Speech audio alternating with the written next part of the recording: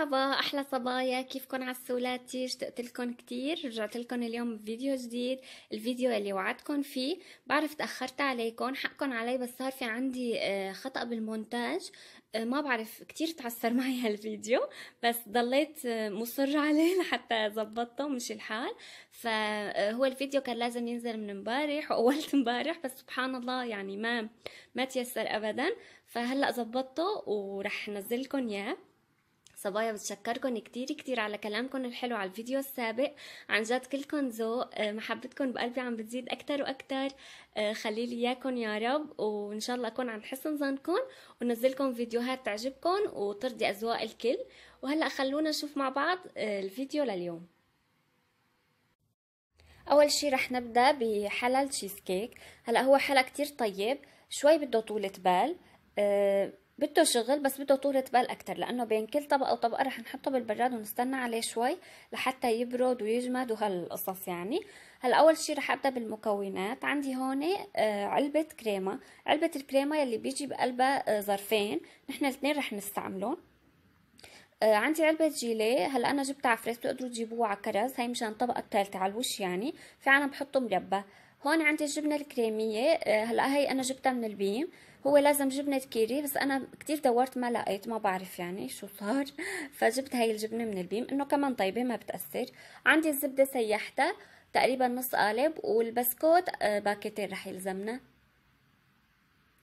كمان رح نستعمل حليب مكثف وحليب سائل والقالب طبعا. هلا هي المكونات. هلا خلونا نشوف طريقة التحضير. هون عندي قطعت البسكوت. هلا انا ما وسعت كل الكمية عندي، فقسمتها على قسمين.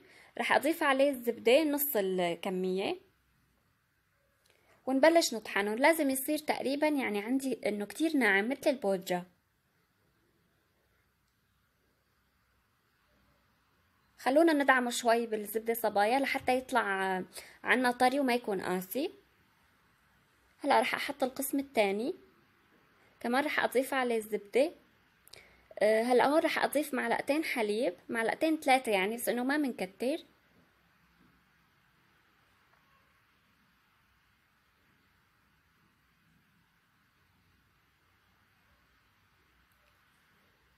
ونبلش نطحن القسم الثاني.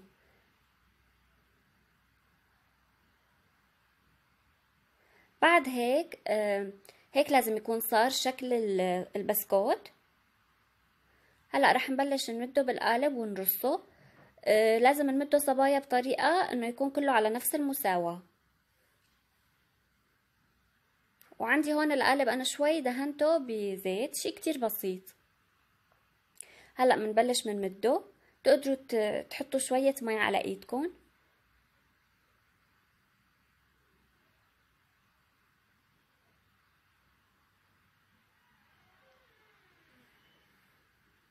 هيك صار عنا شكله. هلا رح نحطه بالبراد، وبهالاثناء رح اجهز الطبقة الثانية اللي هي مكونة من الكريمة. هلا حطيت الظرفين هون، رح اضيف عليهم كاسة حليب. هلا بتقدروا تضيفوا كاسة مي اذا ما كان عندكم حليب، بس انه بالحليب تطلع اطيب.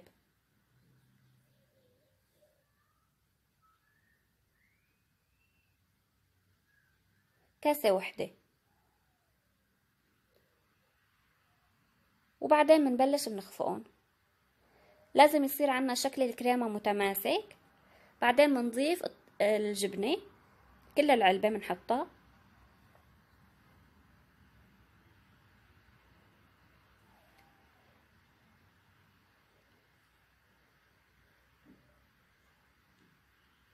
هلا هون حطيت عندي تقريبا 4 معالق حليب مكثف.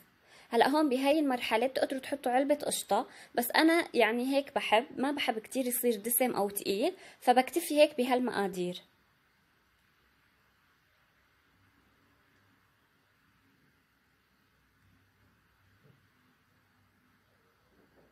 بعد ما نخلطهم منيح هون بنفوتهم على البراد، طبعا بعد ما نحطه فوق البسكوت يعني.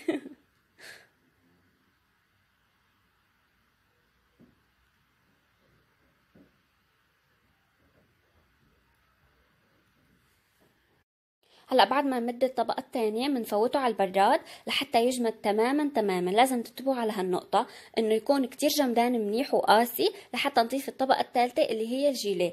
اذا حطينا الطبقة الثالثة وما كان جمدان بيختلط الكريمة مع الجيليه وبصير منظره مو حلو ابدا، يعني خلص بيخرب. هلا رح نعمل الطبقة الثالثة والاخيرة اللي هي الجيليه. رح احط هون الظرف، اضيف عليه كاسة مي سخنة عم تغلي كتير سخنة.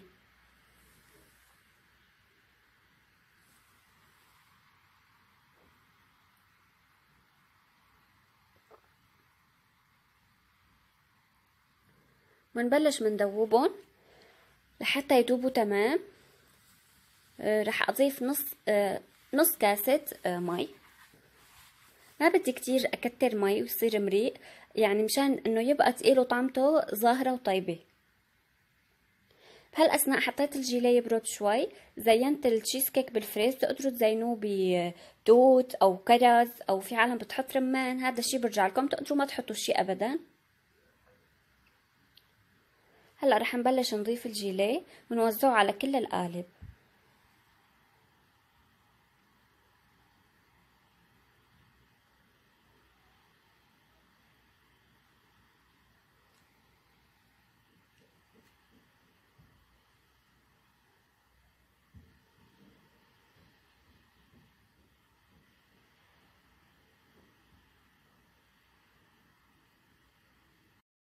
هلا هون عندي رح اعمل جيليه بس يعني بصحون، واحط بقلبه تفاح. انتوا بتقدروا تحطوا بقلبه اللي بدكم اياه، بتقدروا تحطوا موز، فريز، يعني اللي بتحبوه. انا بحب احط تفاح واكتر. يعني هلا انا بملي الصحن بعدين بضيف الجيليه فوقه. كمان نفس الشي حطيت الظرف فوقه كاسة مي سخنة. هلا هون كاسة المي الباردة رح احط كاسة كاملة مو نص.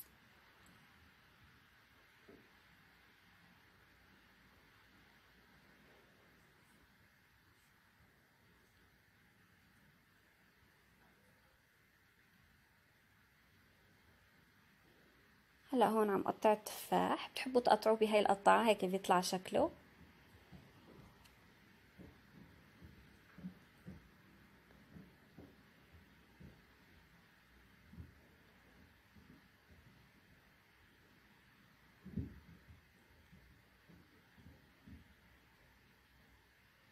وهلا بنضيف الجيلي وبنفوته على البراد لحتى يجمد.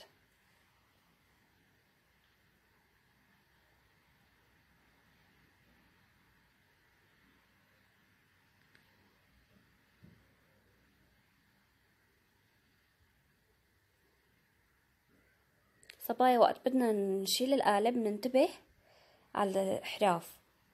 هلا جينا على حلل رافاييلو، الحلل المفضل عندي اللي ما في ابسط من مكوناته واسهل من طريقه تحضيره.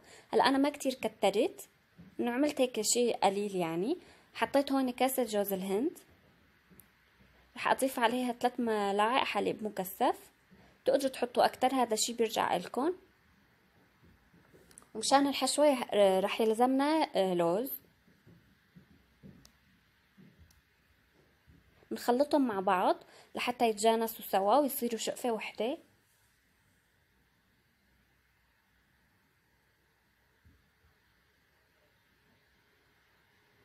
منبلش هلا هون حشيتها لوز ومنكورها ومنغطسها بجوز الهند. هلا اذا في عندكم شوكولا بيضة بتقدروا تسيحوها وتغطسوها اول شي بالشوكولا بعدين بالجوز الهند، بس انا ما كان موجود عندي. كمان بتطلع اطيب هيك بهالطريقة. صبايا منكورها، منحط بقلبها لوزة. بتقدروا تحطوا فستق وبتقدروا ما تحطوا شي.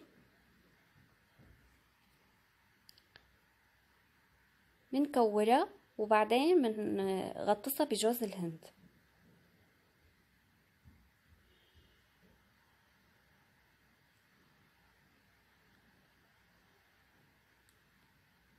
هيك لحتى نعمل كل الكمية.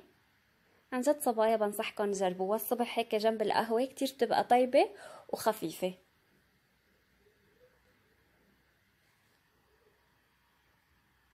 وهيك وصفتنا بتكون صارت جاهزة. بتمنى انكم تجربوها وتعطوني رأيكم، واكيد رح تطلع كتير طيبة ورح تدعوا لي كمان. هيك بكون خلص الفيديو لليوم، ان شاء الله تكونوا استفدتوا واستمتعتوا معي. انتظروني في فيديو جديد، لا تنسوني من اللايكات، لا تنسوا الاشتراك بالقناة، رح احط لكم رابط حسابي على الانستغرام بصندوق الوصف لحتى تتابعوني. انتظروني في فيديو جديد، بحبكم كتير، باي باي.